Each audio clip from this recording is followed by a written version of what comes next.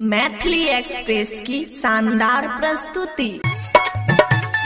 बचपन के प्यार हमारा धोखा दे दिलके।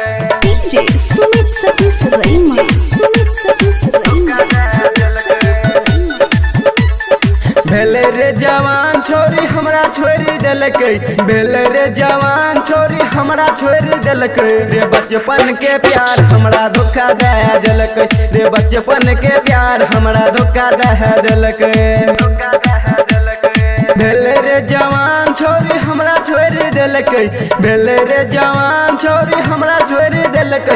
रे बचपन के प्यार हमरा धोखा दे दिलके, रे बचपन के प्यार हमरा धोखा दे दिलके। बचपन के प्यार हमरा धोखा दे दिलके। डीजे सुमित सतीश रईमा, सुमित सतीश रईमा।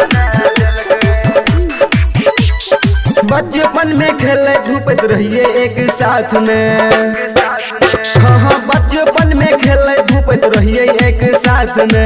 हमरा बिना कबो नहीं रहत रहे दूर में। आए हमर साथ रे छोड़ जे दिलके, आए हमर साथ रे छोड़ जे दिलके। रे बचपन के प्यार हमरा धोखा दे दिलके, रे बचपन के प्यार हमरा धोखा दे दिलके। बचपन के प्यार हमरा धोखा दे दिलके। डीजे सुमित सतीश रईमा, सुमित सतीश रईमा।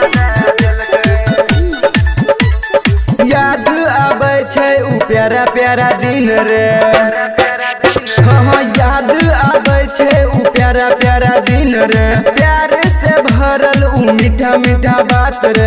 अजय राकेश के खूब प्यार दिलके, सुभाष जी तू छोटे से मुँह फेर लेलके। रे बचपन के प्यार हमरा धोखा दे दिलके, रे बचपन के प्यार हमरा धोखा दे दिलके।